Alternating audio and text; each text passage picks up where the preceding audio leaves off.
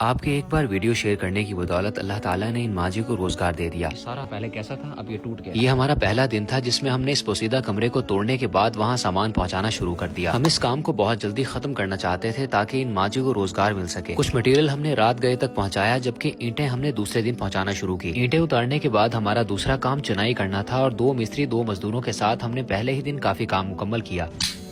तीसरे दिन दीवारों को मुकम्मल करने के बाद हमने छतों का सामान खरीदना शुरू किया। ये हमारा चौथा दिन था जिसमें छत डालना शुरू की। हमारी 4 दीवारी मुकम्मल हो गई है यार। गार्डर आ रहे हैं, ईंटें और सीमेंट बजरी सब कुछ हमने अल्हम्दुलिल्लाह यहाँ पे पैदा कर दी है। टीआर और गार्डर पहुँचाने के बाद हमारा अगला काम उनको रंग करना था ताकि उन पे जंग न लगे। हमारी हमेशा कोशिश होती है कि बजट में रहते हुए बेहतर नहीं बेहतरीन काम किया जाए।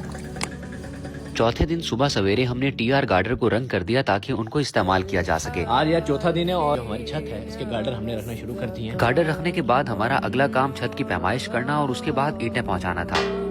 ये हमारा 5वां दिन था जिसमें हमने बाकायदा तौर पर छत का काम करना शुरू किया। एक पूरा दिन हमें मिट्टी ना मिली जिसकी वजह से हमारा दिन जाया हुआ। बिलाखिर 7वें दिन हमें मिट्टी मिली तो हमने रात गए तक काम किया और अल्हम्दुलिल्लाह से सारी मिट्टी को छत पे पहुंचा दिया। छत का काम मुकम्मल करने के बाद हमारा अगला काम यहाँ पर प्लस्तर करना था। इस तमाम काम के दौरान अल्हम्दुलिल्लाह से मुझ तक आप लोगों की अमानतें पहुँचती रही, जिसकी बदौलत ये काम एक दिन भी नहीं रोका गया और 9वें दिन हमने प्लस्तर मुकम्मल कर लिया। अल्हम्दुलिल्लाह अंदर से जो है वो कुछ इस तरह से है। 11वें दिन हमने यहाँ के पक्के फर्श के लिए काम करना शुरू किया। रोड़ी कुटवाने के बाद हमने यहाँ पे प्लस्तर करना था और एक ही दिन में सुबह से शाम तक हमने इस काम को मुकम्मल कर लिया। 13वें दिन हमने यहाँ पर व्हाइट वॉश की तैयारी शुरू कर दी।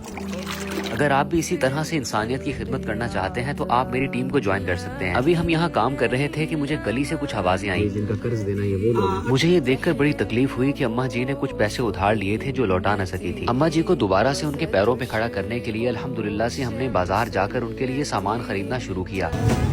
ये हमारा 17वां दिन था और अम्मा जी ने हमें जो लिस्ट दी थी अल्हम्दुलिल्लाह से हमने वो तमाम सामान खरीद लिया। सामान खरीदने के बाद उनके घर पे पहुंचाया गया ताकि उनको तरतीब से लगा दिया जाए।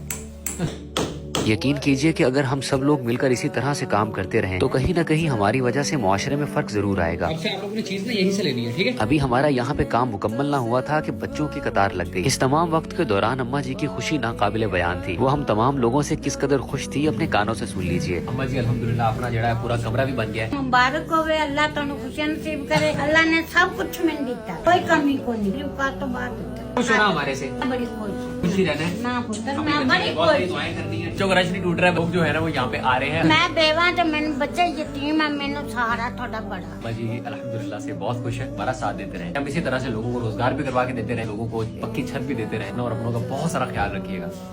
अल्लाह हाफिज।